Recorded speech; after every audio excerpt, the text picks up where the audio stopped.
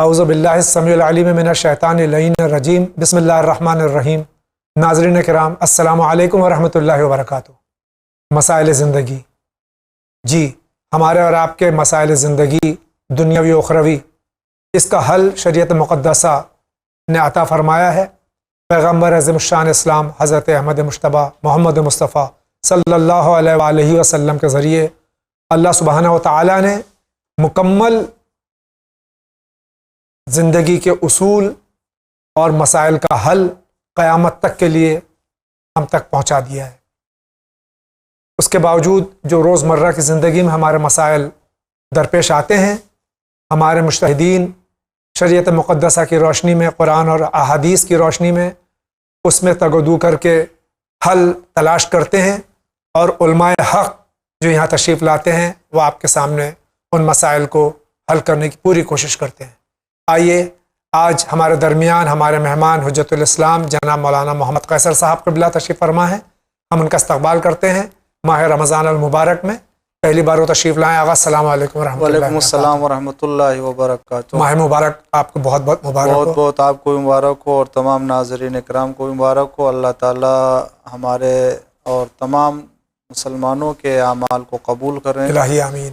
یہ بہت بڑی توفیق ہے۔ ماہ رمضان اللہ تعالیٰ نے سال میں ایک مہینہ قرار دیا ہے بندوں کو کہ وہ اللہ کی بارگاہ میں آئے اور اپنے گناہوں کی مغفرت کے لیے، بخشش کے لیے جو بھی کر سکتے ہیں وہ انجام دے، ورنہ خداوند عالم تو ہمیشہ غفور ہے، غفار ہے، رحمان ہے، رحیم ہے۔ بے شک اس نے اپنے بندوں کے اوپر لطف کرنے کے عنوان سے ہی ماہ رمضان کو قرار دیا ہے، خاص طور سے کہ جنت کے دروازے کھل جاتے ہیں، جہنم کے دروازے بند ہو جاتے ہیں، شیطان کو زنجیروں میں جکڑ دیا جاتا ہے، انسان کے لیے نیکیوں کے دروازے کھلے ہوئے ہیں۔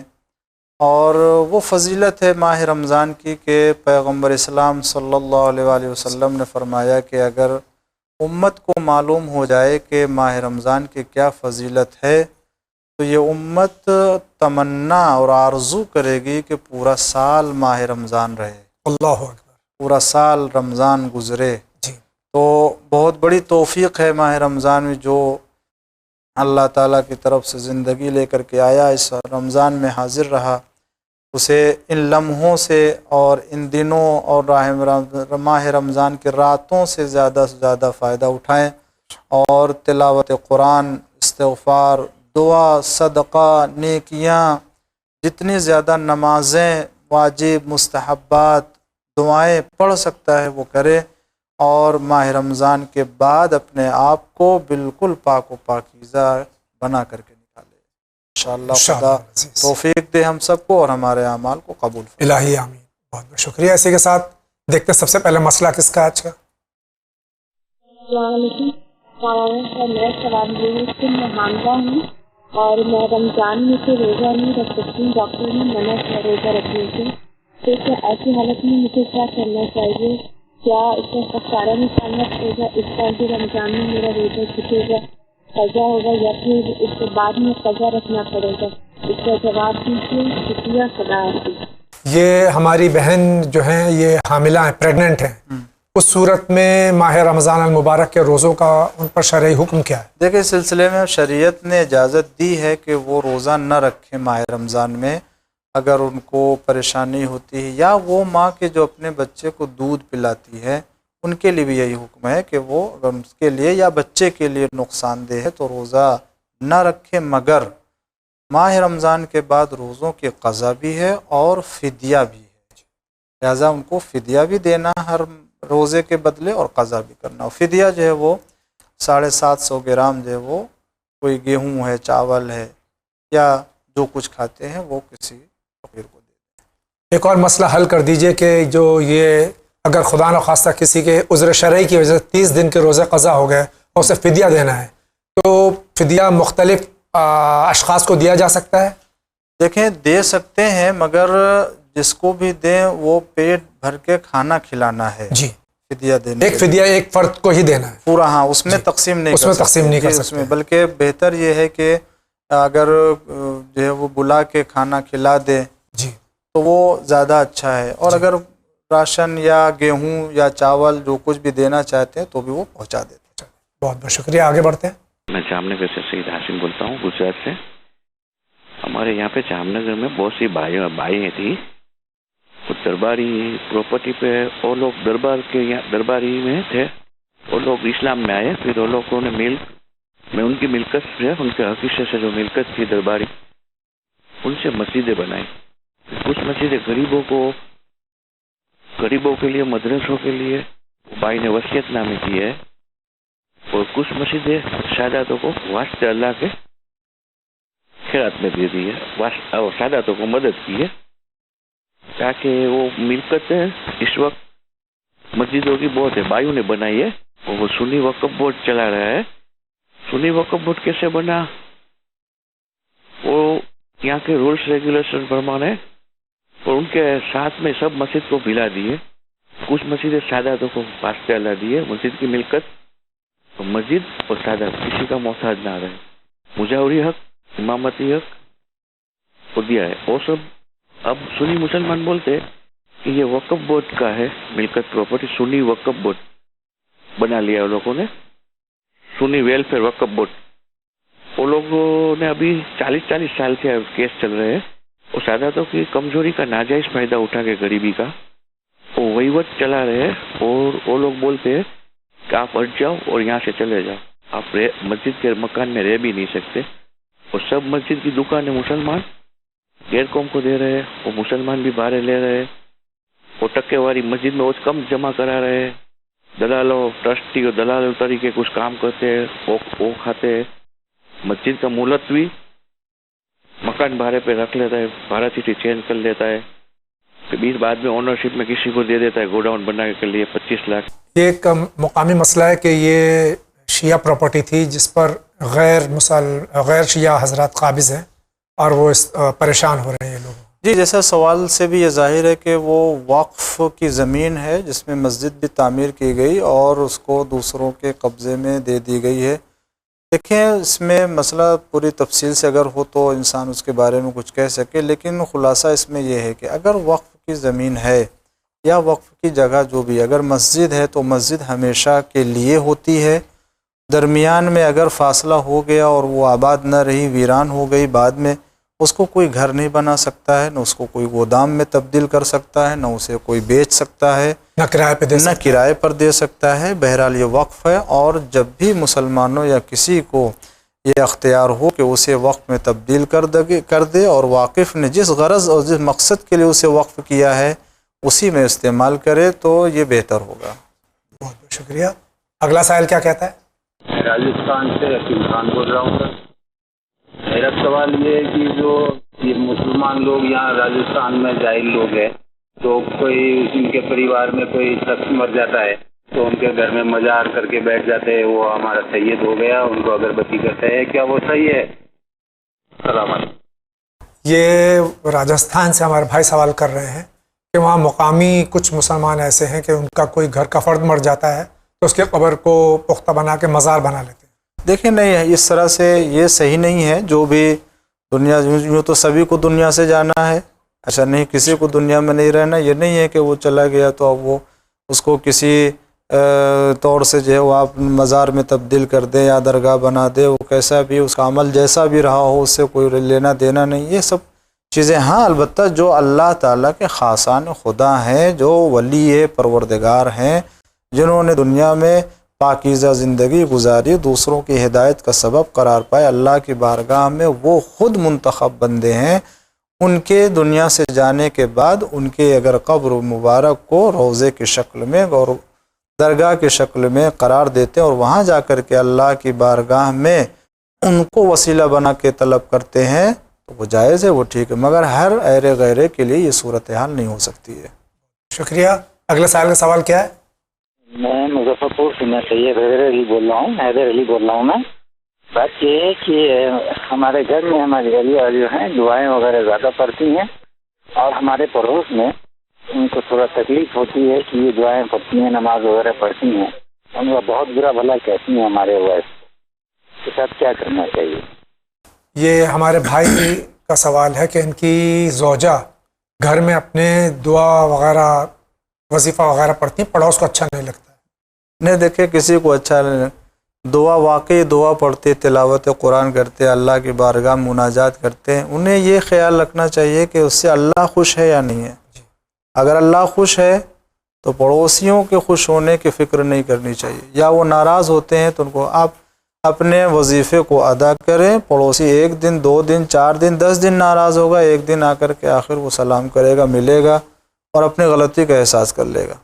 लेकिन अगर वो बुरा भला कहते हैं तो उन्हें कोई बुरा भला न कहे। लेकिन इस वजीफे से पड़ोसियों को डिस्टर्बेंस नहीं होना चाहिए। अलबत्ता हाँ, हो सकता है जो आपने इशारा किया, मुमकिन है इस तरह से दुआ पढ़ी जा रही हो कि उनको तकलीफ़ होती हो रात में या सोने के वक्त में, तो हमारी शरीयत में ये भी मना है कि आप अपने वजीफ़े को अदा करें। ऐसा नहीं कि किसी दूसरे को हक़ को पामाल करके, नहीं, ऐसा ना हो, दूसरे का हक़ भी न छीना जाए, मारा जाए और उसके नुकसान भी न पहुँचे, आप अपना वजीफ़ा अदा कर लें। शुक्रिया। आप क्या कहना चाहते हैं? मैं महमूद अली अंसारी बोल रहा हूँ बरेली से। मैं सुन्नी हूँ, इंशाअल्लाह इस साल हज को जा रहा हूँ। मैं मरहूम माँ बाप, दादा दादी, नाना नानी, मामा मामी का उम्रा करना चाहता हूँ, क्या उम्रा कर सकता हूँ? दूसरा, मैं मरहूम भाई बहन का उम्रा कर सकता हूँ? तीसरा, मैं शादीशुदा मरहूम बहन का उम्रा कर सकता हूँ? नंबर 4, मैं जिंदा जो भाई हैं मेरे बहन, उनका उम्रा कर सकता हूँ? नंबर 5, जो हमारे मरहूम भाई बहन हैं उनका उम्रा कर सकता हूँ? क्या उनकी उम्र की पाबंदी है, जैसे 6 महीने से पहले या बाद में मौत हो गई हो? नंबर 6, जिनका नाम व पता ना हो उम्रा हो सकता है तो कैसे होगा? हमारे भाई के 6 सवाल हैं। अभी ये माशाल्लाह तशरीफ ले जा रहे हैं हज पे। बहुत अच्छी बात है जी। और ये 6 सवाल एक ही सवाल है, इसमें ही एक ही सवाल है, इसको 6 सवाल बना दिए गए।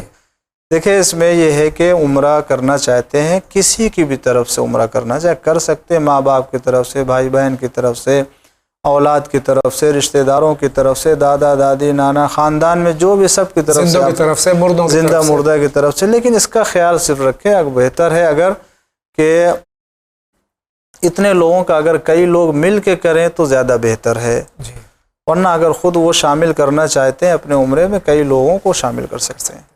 शुक्रिया। अगले साल का सवाल भी सुन लेते हैं। हेलो, अस्सलाम वालेकुम, मेरा नाम हसन है और मैं पुणे से बोल रहा हूँ। मेरा मौलाना साहब से ये सवाल है कि जिस तरीके से अगर हमारे इलाके में मान लो अर्थक्वेक हो गया या फ्लड्स हो गया या इक्लिप्स आ गया, जिस तरीके से हमने देख लिया, तो हम पे ये नमाज आयत वाजिब हो जाती है। तो ये सिर्फ नमाज आयत जिस शहर में या जिस शहर में मैं हूँ उस शहर में अगर हो गया तो हम पे वाजिब है, या और कहीं पे भी अगर हो गया तो हम पे ये चीज़ वाजिब है? या मान लीजिए अगर ये इक्लिप्स या फ्लड्स या अर्थक्वेक मान लो चेन्नई में या गुजरात में या जम्मू कश्मीर में हो गया, तो हमें नमाज आयत वाजिब है? नमाज आयत किन की शराइत क्या है? देखिए नमाज आयत के यही है कि चांद ग्रहण, सूरज ग्रहण या जलजला आए तो वहाँ के इलाके के लोगों के ऊपर नमाज आयत वाजिब होती है, दूसरी जगह के लोगों के ऊपर नमाज आयत वाजिब नहीं होती। फ़र्ज़ कर लीजिए कि अगर सूरज ग्रहण है, चांद ग्रहण, ये अगर बॉम्बे में है, महाराष्ट्र में चंद शहरों में है, तो सिर्फ उन्हीं शहरों के लोगों के ऊपर नमाज आयत पढ़ना वाजिब है कि जहाँ पर वो जाहिर होगा और लगेगा, लेकिन दूसरे स्टेट या दूसरे शहरों के लोगों के ऊपर वाजिब नहीं है। बहुत बहुत शुक्रिया। अगले साल का सवाल भी देखते हैं क्या है। मैं जीनत खान बोल रही हूँ मुंबई से। मेरा सवाल ये है कि मौलाना साहब से, मेरे ससुराल वाले मुझ पर बहुत हसद करते हैं, जलते हैं, बहुत कुछ हमेशा मुझसे झगड़ा करते रहते हैं और मेरे शौहर कभी मेरा साथ नहीं देते। इस हालत सूरत में मुझे क्या करना चाहिए? हमारी बहन कह रही हैं कि ये किसी से नहीं लड़ती हैं, इनके साथ सब बुरा बर्ताव करते हैं, ससुराल वाले सब कुछ, शौहर इनका साथ नहीं देते हैं, इनको क्या करना चाहिए? देखिए ये तो मसला ऐसा है कि जिसमें घर के बुज़ुर्गों को बिठा करके बात करनी चाहिए और दोनों तरफ की बात सुननी चाहिए, तभी कुछ कह सकता है। मगर लेकिन ये सूरत हाल अगर है तो जिधर हक़ है और जिधर जुल्म हो रहा हो उस जुल्म की मुखालफत करनी चाहिए और हक़ का साथ देना चाहिए, चाहे कोई हो, वो चाहे जो भी हो। लिहाजा यहाँ पर अगर जुल्म हो रहा है, ज़्यादती हो रही है, तो सबका फ़र्ज़ है जो भी जानता है उसको रोके और उसके ऊपर जुल्म और ज़्यादती न होने दे। शुक्रिया। अगला क्वेश्चन लेते हैं। मैं मोहम्मद अजमल नई दिल्ली से बोल रहा हूँ और मैं विन चैनल का बहुत बहुत شکریہ کرتا ہوں، شکر گزار ہوں کہ اس نے ہمارے علم میں اضافہ کیا اور ماشاءاللہ بہت اچھا کام کر رہا ہے ون چینل۔ میرا سوال یہ ہے کہ میں اپنے آفس میں بیسمنٹ میں جہاں پہ پارکنگ ہوتی ہے وہاں پہ نماز پڑھتا ہوں، تو مجھے کیا اس کے لیے اجازت لینے کی ضرورت ہے؟ حالانکہ وہاں کے جو فیسلٹیز کے امپلائی ہے وہ مجھے وہاں نماز پڑھتے ہوئے دیکھتے ہیں اور کوئی منع نہیں کرتا، تو کیا پھر بھی مجھے اس کے لیے اجازت کی ضرورت ہے؟ مولانا پلیز اس کا جواب مجھے جلد سے جلد دیجیے۔ اس کوشچن کو جنرلائز کر دیں، ایک مقام پہ جہاں صاحب مکان جانتا ہے کہ نماز کوئی پڑھ رہا، دیکھ رہے ہیں آپ کو نماز پڑھتے ہوئے دیکھ رہے ہیں اور ان کو اعتراض نہیں ہے، تو ایسی جگہ پر اجازت لینے کی ضرورت نہیں ہے، اور یہ سمجھا جائے گا کہ وہ صاحب خانہ یا اس مالک کی اجازت ہے۔ جی البتہ اگر آپ کو یہ معلوم ہے کہ وہ اجازت نہیں دیں گے اور دیکھیں گے تو منع کریں گے، تب وہاں پر اجازت اس صورت میں اجازت لینی ہوگی، ورنہ اگر وہ دیکھ رہے ہیں، اور معمولاً ایسا ہوتا ہے آپ کہیں پر بھی نماز پڑھنے کے لیے کوئی بھی جگہ کے لیے وہ پرمیشن دے دیتا ہے، ناراض نہیں ہوتا ہے۔ خاص طور سے ہمارے ملک ہندوستان میں کسی مقام پہ بھی آپ جائیے عزت سے احترام سے اور آپ کے پسندیدہ جیسی جگہ پر جس طرح سے آپ نماز ادا کرنا چاہتے ہیں وہ آپ کو فراہم کرتے ہیں۔ الحمدللہ، شکر الحمدللہ۔ آگے بڑھتے ہیں۔ ہلو، میں ریاض علی لکھنؤ سے بول رہا ہوں۔ میں یہ معلوم کرنا چاہتا ہوں کہ عاشورے کے دن کے بعد سے جب قافلہ سید سجاد لے کے چلے ہیں تو ان کے گھر کے اور ان کے گھر کی عورتوں نے اور انہی نے کب پانی پیا، کس وقت ان کو پانی نصیب ہوا ہے؟ بس اتنا میرا سوال ہے۔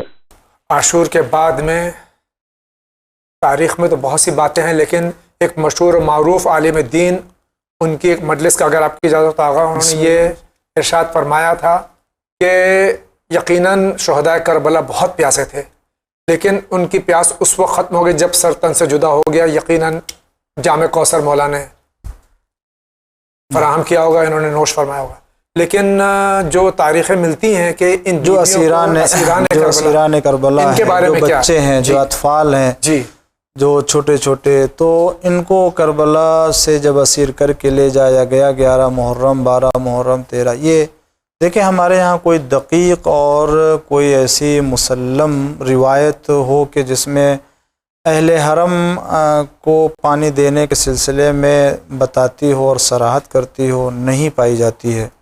شام غریبہ کے سلسلے میں روایت ہے ضرور، مگر کسی روایت میں ہم نے نہ دیکھا کہ اس میں اہل حرم نے پانی پیا ہو، حتیٰ کہ زندان میں قید خانے میں بھی اہل حرم کو رکھا گیا، وہاں پر بھی جو روایت میں ہے وہ یہ کہ اگر کھانا اور پانی آتا تھا تو اتنی مقدار میں آتا تھا، اتنا کم آتا تھا کہ وہ بچوں کے لیے بھی پورا نہیں ہوتا تھا، تو بڑے اپنے کھانے اور اپنے پینے کا پانی کا حصہ جو ہے وہ دے دیتے تھے۔ تو پانی کے سلسلے میں روایت ہمارے ہاں کوئی ایسی صراحت نہیں کرتی ہے کہ بتایا جا سکے کہ ان کو اس وقت تک پانی پینے کے لیے دیا گیا ہو، اور مگر یہ بہرحال مسلم ہے کہ ان کو آخر تک کربلا میں جب تک رہے ان کو پیاسا رکھا گیا، اور جب کربلا سے اسیر ہو کر کے کوفہ اور شام کے بازاروں میں زندان شام میں رکھا گیا تو وہاں پر بھی ان کو کھانے اور پینے کی پریشانیوں کے ساتھ ساتھ خود وہاں رہنے کے سلسلے میں بھی، اور وہ جو جگہ فراہم کی گئی تھی قید خانہ تھا، وہ بھی تکلیف اور اذیت کا بہت ہی بڑا سبب تھا، جس کی بنا پر اہل حرم کو بڑی تکلیفوں کا سامنا کرنا پڑا ہے۔ اللہ اکبر۔ آگے بڑھتے ہیں۔ میں سنبل سے لفت بول رہی ہوں۔ میرا سوال یہ ہے کہ رمضان شریف میں جو قرآن شریف پڑھا جاتا ہے، کیا اس کو اپنے مردوں کو بخشنا چاہیے یا پڑھ کر ایسے ہی چھوڑ دینا چاہیے؟ خدا حافظ۔ قرآن مجید رمضان المبارک میں خاص طور سے باہر کا ہے موسم قرآن مجید کی، اس کو ایسے پڑھ کے چھوڑ دینا چاہیے اپنے مرحومین کو اور مومنین کو؟ ہم دیکھیں یہ ہمارے اوپر ہے، تلاوت قرآن کرنے کا ثواب ہم کو، اگر ہم خود چاہتے ہیں تو ہم قرآن کریم کی تلاوت کریں گے، ہم کو اس کا ثواب ملے گا۔ ہم خود کسی کو یہ ثواب پہنچانا چاہتے ہیں، ایصال ثواب کرنا چاہتے ہیں، تو اس وقت آپ کو کسی مرحوم کے بارگاہ میں ایصال کرنا ہوگا اور ان کا نام لینا ہوگا اس وقت، یا نیت کرنا ہوگا کہ میں فلاں کی نیابت میں فلاں کی طرف سے قرآن کی تلاوت کر رہا ہوں، یہ ثواب پھر اس کو جائے گا، آپ کی نیت کے اوپر آیا، آپ کو بھی ملے گا، اس کو بھی ملے گا، ثواب کو ملے گا، دونوں کو ملے گا۔ یہ دونوں کر سکتے ہیں جو بھی آپ کرنا چاہیں۔ بہت بہت شکریہ، آگے بڑھتے ہیں۔ ڈسٹرکٹ مظفر نگر، قصبہ جام سر، اعجاز اصغر۔ مجھے پوچھنا ہے کہ مسجد میں نماز پڑھتے میں گھڑی گھڑی یہاں آنے کا شک رہتا ہے، نماز پڑھنے میں گھڑی گھڑی شک رہتا ہے لیکن آتا نہیں، تو اس میں کیا کریں؟ نماز کی حالت میں اگر شک ہو جائے، جیسے سب سے پہلے تو شک یہ دیکھا جائے گا کس چیز کے بارے میں۔ ہم کو جو حکم ملا ہے وہ یہ کہ نماز میں جب شک ہو جائے تو سب سے پہلے اپنے آپ کو روک کر کے غور کرنا چاہیے کہ ہمارا شک کدھر جا سکتا ہے اور کدھر اطمینان ہے، اور جدھر آپ کا گمان اور اطمینان جائے اس کے اوپر عمل کیجئے، شک کو چھوڑ دیجئے۔ لہٰذا اگر بہت زیادہ شک کرتے ہیں تو یہ بھی کہا گیا ہے کہ آپ اپنے شک کی پرواہ بھی نہ کیجئے اور اپنی نماز جاری رکھیے، مگر یہ کہ یقین ہو جائے کہ ہم نے 4 کے بجائے 3 رکعت پڑھی ہے، اس وقت پھر آپ کو 3 پر ختم کر دیا، اسی وقت یاد آ گیا تو آپ کو کھڑے ہو کر کے فوراً 4تھی رکعت کو مکمل کرنا ہے تاکہ 4 رکعت ہو جائے آپ کی۔ شکریہ۔ اگلا سوال۔ سچی خبانوں میں بندی سے بول رہی ہوں، میرا سوال ہے جب بچے گرتے ہیں تو بڑے لوگ کہتے ہیں کنکری اتارو، پیاز اتارو، پانی اتارو، یہ سب کہتے ہیں، یہ سب صحیح نہیں ہے، مجھے معلوم ہے، ان کو کیسا روکے؟ اور میرا دوسرا سوال ہے غدیر خم کے میدان میں لاکھوں کے مجموعے کو اپنی آواز رسول خدا کیسے سنائے؟ والسلام۔ یہ پہلا سوال تو ہماری بہن کا نظر کے سلسلے میں، بچہ گر جائے یا نظر لگ جائے تو پانی اتارو، پیاز اتارو، چھلکا اتارو، نہیں یہ سب چیزیں سب خرافات وہمیات ہیں، خرافات ہے، اور اس سے کوئی حقیقت نہیں، کچھ نہیں۔ دوسرا سوال ہماری بہن کا جو ہے وہ غدیر خم کے سلسلے میں ہے کہ بہن کو تعجب ہے کہ 1,20,000 کے مجمع میں سرکار ختم مرتبت صلی اللہ علیہ وآلہ وسلم کی آواز تمام صحابہ تک کیسے پہنچی؟ دیکھیں اس میں کئی باتیں ہیں۔ پہلی بات تو یہ کہ پیغمبر اسلام صلی اللہ علیہ وآلہ وسلم بلندی پر کھڑے ہو کر کے آپ کے لیے باقاعدہ ممبر جو ہے وہ بنایا گیا، اور اصحاب کے سامنے کھڑے ہو کر کے جب آپ نے خطبہ دیا، اس وقت کی آواز اور اس وقت کی آواز میں فرق ہے۔ اس وقت آواز جو ہے وہ بلندی سے اور دور تک پہنچتی تھی۔ دوسرا طریقہ اختیار یہ کیا جاتا تھا کہ وہاں پر کچھ ایسے بھی ذرائع تھے، جیسے آج ہماری آواز کہیں دوسری جگہ اور دور تک پہنچنے کے لیے وسائل فراہم ہوئے، تو اس زمانے میں بھی اس زمانے کے اعتبار سے چیزیں استعمال کی جاتی تھی۔ افراد کھڑے کیے جاتے تھے کہ جو آواز کو سن کر کے دوسرے تک منتقل کرتے تھے، اور وہ دوسرے تیسرے تک منتقل کرتے تھے، وہ اس طرح سے باتیں جو ہے وہ پہنچتی تھی۔ اور خود رسول اللہ صلی اللہ علیہ وسلم کی آواز میں خود اتنا اثر کہ آپ کی آواز جو ہے وہ تمام صحابہ کرام کے کانوں تک پہنچتی تھی، اور یہ اس لیے بھی کہہ سکتے ہیں کہ اللہ تعالیٰ جو اس پیغام کے پہنچانے کا اتنا اہتمام کر سکتا ہے، اور رسول اللہ صلی اللہ علیہ وآلہ وسلم کی 23 سالہ تبلیغی زندگی کو بغیر اس پیغام کے سنائے ہوئے بالکل بیکار کر سکتا ہے، تو کیا وہ خدا اتنا اہتمام نہیں کر سکتا کہ رسول اللہ کی آواز میں اتنا اثر پیدا کر دے کہ وہ جتنے بھی وہاں پر سننے والے ہیں وہ سب کے کانوں تک پہنچ جائے؟ قادر مطلق ہے وہ، قادر مطلق ہے اللہ بے شک۔ اور یہ تاریخ سے ثابت ہے، تمام اہل سنت اور تمام اہل تشیع کی کتابیں بھری پڑی ہیں کہ سب نے یہ آواز سنی، تواتر کے ساتھ سب نے سنا، جا کے بیان کیا لوگوں نے، اور اسی تواتر و بیان کرنے کا نتیجہ کہ آج شیعہ سنی تمام کتابوں میں یہ واقعہ درج بھی ہے۔ شکریہ، آگے بڑھتے ہیں۔ ہم الہ آباد شہر سے بول رہے ہیں، اور ہمارا کوشچن یہ ہے کہ جو ہم لوگ سر میں ڈائی لگاتے ہیں، جو کلر آتا ہے، کیا ہم اسے لگا کر نماز پڑھ سکتے ہیں؟ وضو ہے اس پر؟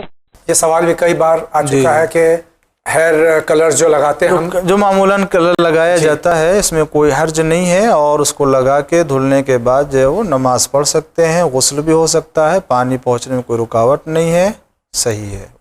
شکریہ، آگے بڑھتے ہیں۔ ہلو، السلام علیکم۔ میرا سوال یہ ہے کہ کیا گھر میں زری رکھنا جائز ہے؟ میں نے ایک زری رکھا ہے، اور میں سنی ہوں، اور زری رکھنا جائز ہے؟ نماز گٹکے پہ پڑھنا جو چیز ہے اس سے ہی جائز ہے یا ایسے بھی ہم پڑھ سکتے ہیں فرض سے؟ السلام علیکم۔ یہ ہمارے بھائی برادران اہل سنت سے ہیں جی، اور یہ ذریعہ مبارک رکھتے ہیں امام حسین علیہ السلام۔ بہت اچھی بات ہے، بہت اچھی بات ہے۔ ذریعہ معصومین میں کسی بھی معصوم کے روزے کے ذریعے اپنے گھر میں رکھیں، برکت ہوگی، اللہ خوش ہوگا، اس کا احترام کریں، مگر اسی کے ساتھ ساتھ خود معصوم کے ارشادات اور ان کے راستے پر ہم کو بھی چلنا چاہیے اور عمل کرنا چاہیے۔ شکریہ۔ دوسرا سوال نماز کے سلسلے میں تھا کہ وہ فرش پر پڑھتے ہیں، جی کوئی چیز رکھے تو دیکھیں جگہ پاک ہونی چاہیے، اور اگر پیشانی کسی پاک و پاکیزہ جگہ پر رکھی جائے، خاص طور سے مٹی کے اوپر خاک شفا امام حسین علیہ السلام کی قبر مبارک کی خاک اگر ملی ہوئی ہو، تربت امام حسین، اس کے اوپر اگر سجدہ کرتے ہیں تو ثواب بڑھ جاتا ہے، اور اس سے پاکیزہ زمین کوئی زمین دنیا کی نہیں ہے۔ بہت بہت شکریہ۔ آپ کیا کہنا چاہتے ہیں؟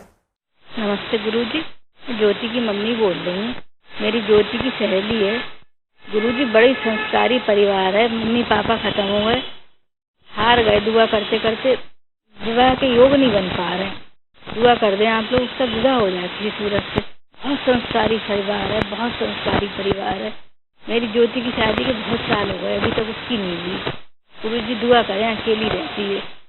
یہ ہماری بہن ہندو مذہب سے تعلق رکھتی ہیں اور بچی کی جو بہت سنسکاری ہے اس کی شادی کے سلسلے میں دعا کی طالب ہے۔ دیکھیے یہ ماہ رمضان ہے، بہت ہی یہ برکت کا مہینہ ہے۔ اللہ تعالیٰ نے تمام انسانوں کے لیے، خاص طور سے مسلمانوں کے لیے قرار دیا ہے۔ اس میں جو ہے وہ دعا کریں اللہ سے، خاص طور سے اس رمضان کے مہینے میں شبہ قدر آنے والی ہے، جو 21ویں اور 19ویں، 21ویں اور 23ویں شب قدر ہے۔ اس میں دعا مانگیں اور کچھ نذر کر لیں کہ اگر یہ میری مراد پوری ہو گئی تو میں اللہ تعالیٰ کی خوشنودی کے لیے کوئی ایسا عمل کروں جس سے اللہ خوش ہوگا، تو یقیناً حاجت پوری ہوگی۔ یہ کام کریں انشاءاللہ۔ آپ کیا کہنا چاہتے ہیں؟ میرا یہ سوال ہے کہ کیا محرم شریف میں ہرے کرتے پہن سکتے ہیں یا کالے پہن سکتے ہیں؟ ویسے تو ہم ہرے یوز کرتے ہیں، میں سنی مسلک سے ہوں، ویسے تو ہم ہرے یوز کر سکتے ہیں، کیا بلیک کرتا پہن سکتے ہیں؟ بس یہی سوال ہے۔ السلام علیکم۔ یہ بھائی بھی ہمارے برادران اہل سنت سے ہمارے بھائی ہیں، اور ان کا سوال یہ ہے کہ محرم میں ہرا لباس یا کالا لباس کون سا زیب کرتا ہے؟ دیکھیں آپ ہرا لباس پہنتے ہیں، کوئی حرج نہیں ہے۔ محرم اصل میں یہ غم کا مہینہ ہے، اور اہل بیت علیہ السلام سے محبت کے اظہار کا مہینہ ہے کہ ان کے اوپر اتنی مصیبت پڑی، اور امام حسین اور ان کے چاہنے والوں کو بڑی بے دردی سے کربلا میں شہید کر دیا گیا۔ ان کی شہادت مناتے ہیں، تو چونکہ سیاہ لباس ایک سوگ کی نشانی ہے اور غم کی نشانی، اس لیے جلوس میں، مجلس میں، محرم کے دنوں میں ہمارے لیے کہا بھی گیا ہے کہ پہننا چاہیے۔ اگر آپ بھی پہنیں گے تو بہتر ہے اور اچھا ہوگا، لیکن اگر نہیں پہنیں گے، آپ ہرا پہنتے ہیں وہ بھی صحیح ہے۔ اصل یہ ہے کہ امام حسین کے غم میں شریک ہونا ہے، ان کے غم میں شریک ہوں، ان کے بتائے ہوئے راستے پر عمل کریں، ہم سب کا فریضہ ہے۔ یہ ہمارا مقصد ہے، اور عزاداری کا مقصد بھی یہی ہوتا ہے۔ بے شک جی۔ آئیے دیکھتے ہیں اگلا سوال کس شہر سے۔ جی میں یہ پوچھ رہا ہوں کہ کیا ڈائیورس جو ہے وہ لڑکی کے مطلب ضد پہ لیا جا سکتا ہے کیا؟ اگر مان لیجیے لڑکا باشعور ہے اور یہ کیا بولتے ہیں کسی امپورٹینس کی شکایت نہیں ہے، عاقل ہے، سب کچھ ہے، اس کے باوجود اگر لڑکی پہ ہے کہ نہیں پہ مجھے ڈائیورس چاہیے، تو کیا اس بنا پہ ڈائیورس ہو سکتا ہے؟ اور ڈائیورس کی شرط کیا ہے؟ یہ صرف عالم دین اس کو لکھ کے دے دیں گے جو سیگا پڑھا جاتا ہے، تو بنا سیگا کی شرط کیا سیگا پڑھا جائے آواز سے، یا پھر صرف لکھ کے دے دیا جائے تو وہ مانا جاتا ہے؟ بس یہ میرا سوال ہے۔ السلام علیکم۔ طلاق کا جو ہمارے یہاں جو طریقہ ہے شریعت میں از روئے قرآن کیا ہے؟ دیکھیں اس کا مسئلہ یہ ہے کہ کیا لڑکی طلاق لے سکتی ہے، یعنی اگر لڑکا عاقل ہے، سب سمجھدار ہے، ٹھیک ٹھاک ہے، اور وہ رکھنے کے لیے تیار ہے، یعنی کہنے کا مطلب، تو کیا اس کے بعد بھی لڑکی کو حق ہے کہ طلاق لے لے؟ صورت ہے، اور طلاق ہو تو کیسے ہو؟ دیکھیے اس سلسلے میں مسئلہ یہ ہے کہ دونوں صورت میں چاہے لڑکی کی طرف سے طلاق یا لڑکے کی طرف سے، لڑکا ہی اجازت دے گا تبھی طلاق کا صیغہ پڑھا جائے گا، چاہے خلا ہو چاہے طلاق، چاہے خلا ہو یا طلاق رجعی ہو، کوئی بھی طلاق ہو۔ البتہ ہاں یہاں لڑکی کو حق دیا ہے کہ اگر وہ شوہر کو ناپسند کرتی ہے، خلا میں یہی شرط ہے کہ اگر لڑکی طلاق لینا چاہتی ہے تو وہ شوہر کو ناپسند کرنے کی صورت میں ہو تو اس صورت میں خلا لے گی، اور اس کے بعد جو ہے وہ شوہر کو اپنے راضی کرے گی کہ وہ طلاق دے دے، اور اگر وہ راضی ہوتا ہے اور اجازت دے دیتا ہے تو یہ لڑکی کی طرف سے طلاق کہا جائے گا۔ اور اس کے شرائط یہی ہے کہ جب طلاق ہو تو پھر لڑکی پاکیزگی کے عالم میں ہو، نجاست کی حالت میں نہ ہو، 2 عادل گواہوں کا ہونا ضروری ہے صیغہ طلاق کے پڑھنے کے وقت، اور وہ صیغہ طلاق بھی جاری کیا جائے۔ البتہ صیغہ طلاق کے جاری کرنے کے وقت لڑکی یا لڑکے کا ہونا کوئی ضروری نہیں ہے، اور یہ صورت ہے طلاق کی۔ لیکن یہ کہ وہ کسی نے لکھ کے دے دیا کہ طلاق ہو گیا تو بہرحال طلاق کی صورت میں یہ معلوم ہونا چاہیے کہ کون کس نے پڑھا ہے، گواہ کون ہے، کن شرائط کے ساتھ، جو شرط ہے طلاق پڑھنے کے آگئے وہ شرط ہے یا نہیں ہے، ان کا ہونا ضروری ہے۔ شکریہ۔ اگلا سائل کا سوال دیکھ۔ میرا سوال یہ ہے کہ برائے مہربانی بتانے کی زحمت فرمائیں کہ میں نے قلب جواد صاحب نقمی علی اللہ مقامات کے منہ سے جمعے کے خطبے میں یہ لفظ سنے ہیں کہ قرآن میں 32 جگہیں قوم الصلاۃ وطاؤ زکوٰۃ کا لفظ آیا ہے، پھر بھی ہماری قوم میں بالخصوص شیعہ مسلک میں زکوٰۃ پر زور کیوں نہیں دیا جاتا ہے، جبکہ میں نے حدیثوں میں یہ بھی سنا ہے کہ مولا کائنات مشکل کشا علی سے اللہ نے دوران نماز رکوع کی حالت میں زکوٰۃ دلوا دی۔ زکوٰۃ اس سوال کا کئی بار جواب دیا جا چکا ہے، چونکہ ہماری زبان عربی نہیں ہے، قرآن مجید میں زکوٰۃ جو ہے ہم اس کو اپنی اردو زبان دیکھیں اس سلسلے میں یہ کہا جائے کہ آپ توضیح المسائل دیکھیے، وہاں پر زکوٰۃ کا بھی ذکر ہے، خمس کا بھی ذکر ہے، فطرے کا بھی ذکر ہے۔ خمس مخصوص چیزوں کے لیے، یعنی عام طور سے جو ہے وہ انسان کے خرچ سے بچنے کے بعد سال میں ایک مرتبہ۔ زکوٰۃ کا ذکر ہے جو وہ زکوٰۃ جو ہے عام طور سے معنی جو صدقہ کے ہوتے ہیں زکوٰۃ کے، اسی لیے فطرہ نکالنے کو بھی زکوٰۃ فطرہ کہتے ہیں، وہ ایک طرح کا صدقہ ہوتا ہے جو نکالا جاتا ہے۔ اور اسی طریقے سے جو واجب ہے ان میں سے ایک زکوٰۃ وہ کہ جو مخصوص چیزوں میں ہے زکوٰۃ، جیسے غلہ ہے، گیہوں ہے، اور جو ہے کشمش ہے۔ پھر جانوروں اور حیوانوں کے لیے ہے کہ اونٹ ہے، گائے ہے، بکری ہے، بھینس، ان سب تمام چیزوں کو، مگر ان کے نصاب سونا چاندی ہے، جو گیہوں، ان سب چیزوں کے لیے کہ مخصوص نصاب تک پہنچ جائے تو زکوٰۃ واجب ہے، اس لیے اس کے اوپر زکوٰۃ کا اطلاق ہوتا ہے۔ لیکن یہ کہ آپ گھر بیٹھے بیٹھے زکوٰۃ دے دیجئے تو ہمارے ہاں وہ زکوٰۃ نہیں ہے، وہ صدقے کے نام میں ہے کہ جو ہمارے ہاں دیا جاتا ہے صدقہ عام طور سے، یا فطرہ جب واجب ہوگا تو اس کو بھی زکوٰۃ فطرہ کے عنوان سے دیا جاتا ہے۔ اسی طریقے سے خمس کا عنوان آتا ہے تو خمس ادا کیا جاتا ہے۔ یہ سب ساری چیزیں جو اپنے مورد میں عنوان مخصوص میں آتا ہے، لہٰذا ایسا نہیں ہے کہ کوئی متوجہ نہیں ہے یا کوئی نہیں نکالتا ہے، نہیں، زکوٰۃ نصاب تک پہنچتا ہے اس پر نصاب تک پہنچتا ہے، ان سے چیزوں کے اوپر ہے، مخصوص چیزوں کے اوپر زکوٰۃ نکالتا ہے، اور جن کے اوپر نہیں ہے زکوٰۃ ان کے اوپر زکوٰۃ نہیں دی جائے گی، خمس ہے اس کے اوپر خمس نکالا جائے۔ اگلے سائل کیا کہنا چاہتے ہیں؟ جی السلام علیکم، میں کارگل سے بول رہا ہوں، بٹالک سے۔ تو یہاں لوگ بول رہے کہ پیکنگ کا مچھی کے ڈبے نہیں کھا سکتے ہیں، تو اس کے بارے میں ہم تھوڑا جانکاری چاہتے ہیں آپ سے۔ یہ سوال بھی کئی بار آ چکا ہے، جو پیک ڈبوں میں مچھلیاں آتی ہیں اس کا کھانا جائز ہے یا حرام؟ دیکھیں جائز اور حرام کا فیصلہ اس وقت کر سکتے ہیں جب آپ کو علم ہو کہ یہ مچھلی وہی ہے جو ہمارے لیے کھانا جائز ہوتا ہے، مثلا چھلکے والی مچھلی ہے، لیکن اگر آپ کو یقین ہے اور معلوم ہے کہ یہ وہ مچھلی نہیں ہے جو کھائی جاتی ہے تو آپ کے لیے اس کا استعمال کرنا لکھا رہتا ہے کہ یہ مچھلی کون سی ہے، اور آج کل تقریباً ہر ڈبے کے اوپر جو مچھلی ہے اس میں وہ، اگر البتہ آپ کو یقین اگر نہیں ہے اس بات کے اوپر تو آپ کو پرہیز کرنا چاہیے، چاہے جو بھی مچھلی لکھی ہوئی ہو۔ اصل میں مسئلہ یہی ہے کہ آپ کو یہ معلوم ہونا چاہیے کہ جو مچھلی ہے وہ جائز مچھلی ہے یا ناجائز ہے، اگر جائز ہے تو کھا سکتے ہیں، نہیں ہے تو نہیں کھا سکتے۔ بہت بہت شکریہ، آگے بڑھتے ہیں۔ میں مدراس سے ٹاؤن ایک سے بات کر رہا ہوں، میرا نام میر علی بابو۔ میرا سوال یہ ہے کہ مولانا، نماز عورت ہاتھ باندھ کے نماز پڑھنا ہے یا ہاتھ کھلا رکھ کے نماز پڑھنا ہے؟ اس کا میں جواب کرنا چاہتا ہوں. السلام علیکم. اس کا جواب بھی کئی بار دیا جا چکا ہے کہ خواتین کے لیے مذہب اہل بیت میں ہاتھ باندھنا، عورت ہو یا مرد ہو، کسی کو بھی ہاتھ باندھ کے نماز پڑھنے کا فقہ جعفری میں حکم نہیں ہے. جی البتہ جو عورت کے نماز پڑھنے کا طریقہ بتایا گیا مردوں سے مختلف ہے. مستحبات میں وہ آتا ہے کہ ان کا دونوں ہاتھ سینے کے اوپر ہوگا اور کھلا ہوا ہوگا. ہاتھ باندھنا نہیں ہے. لہٰذا یہ معلوم ہونا چاہیے نہ مردوں کو نہ عورتوں کو حکم نہیں ہے ہاتھ باندھ کے نماز پڑھ. آگے بڑھتے ہیں. السلام علیکم. میں ادھر سری نگر سے بول رہا ہوں. آگے عرض یہ ہے کہ میری عمر 74 سال سے آگے ہے. میں نے آج تک قرآن کبھی پڑھا ہی نہیں. اگر پڑھتا ہوں تو مشکل سے وہ بھی آتا ہے. اگر میں اردو میں اس کا ترجمہ پڑھ لوں کیا وہ ہو سکتا ہے؟ جواب دیجیے مہربانی کر کے. والسلام. ہمارے بھائی اردو جانتے ہیں، عربی نہیں جانتے ہیں، قرآن بہت مشکل ان کے لیے، تو اردو میں پڑھ سکتے ہیں اور غور کریں، فکر کریں، اللہ ثواب دے گا اس کو.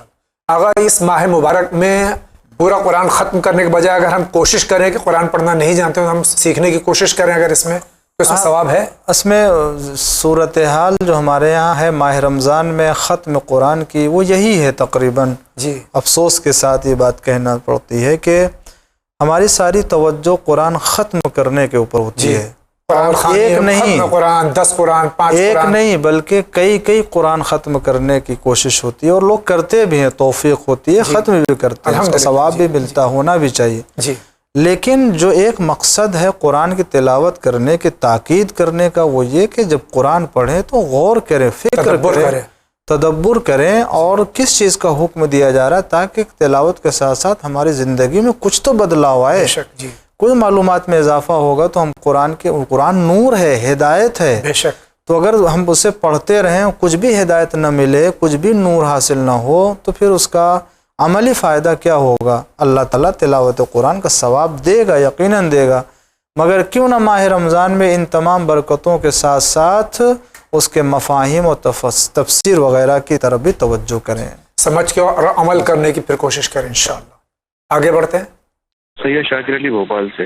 میرا سوال یہ ہے کہ میں نے اپنے دوست کو 1 لاکھ روپے دیا تھا 1 سال پہلے، وہ ابھی واپس نہیں کر پائے ہیں، تو کیا مجھے اس پیسے پہ ابھی اس بار زکوٰۃ دینا پڑے گی؟ اور دوسرا سوال یہ ہے کہ بیوی کے انتقال کے بعد شوہر کتنے دن کے بعد دوسری شادی کر سکتا ہے؟ شکریہ. یہ کسی کو قرض دیا انہوں نے. دیکھیں اس کے سلسلے میں یہ کہ خمس ہے، اگر آپ خمس کے عادی ہیں تو جب خمس کا حساب کریں تو آپ اس پیسے کو حساب کر لیجئے، جب آپ کو ملے گا تو پھر آپ کو اس میں خمس نکالنا نہیں پڑے گا.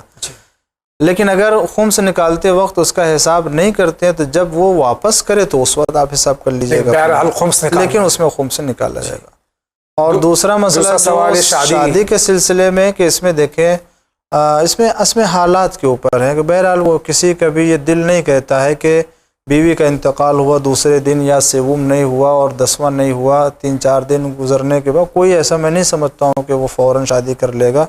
لہٰذا یہ جو تاخیر کی جاتی ہے وہ صرف علاقائی اور محلی اعتبار سے جو ہے، ورنہ شریعت کی نگاہ میں ایسی کوئی قید نہیں ہے کہ مرد کے لیے کہ کیونکہ اس کی زندگی میں جب جائز تھا تو اس کے مرنے کے بعد بھی جس وقت بھی عقد کرنا چاہے کر سکتے ہیں. اور خدا نخواستہ اگر حرام میں پڑھنے کا وہ الگ مسئلہ ہے کہ پھر اس کو تو فوراً کرنا چاہیے، انسان کو جو ہے وہ پھر توجہ ادھر کرنا چاہیے. بہت بہت شکریہ. آگے بڑھتے ہیں. جی السلام علیکم، میرا نام یاسمین ہے، میں امبرناتھ سے ہوں.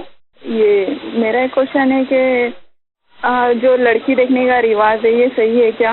جو ابھی دیکھتے ہیں فوٹو وغیرہ مانگتے ہیں اور پھر بعد میں نہیں بول دیتے وغیرہ وغیرہ، پھر بار بار وہی رواج ہوتے رہتا ہے، تو وہ صحیح ہے کہ غلط ہے؟ اور میرا دوسرا کوشچن یہ ہے اگر اپن نے روزے کی حالت میں سو گئے اور پھر اس کے بعد میں اگر اپن نے کو ہوشیاری نہیں آئی تو کیا اپنا روزہ ہوتا ہے یا نہیں ہوتا ہے؟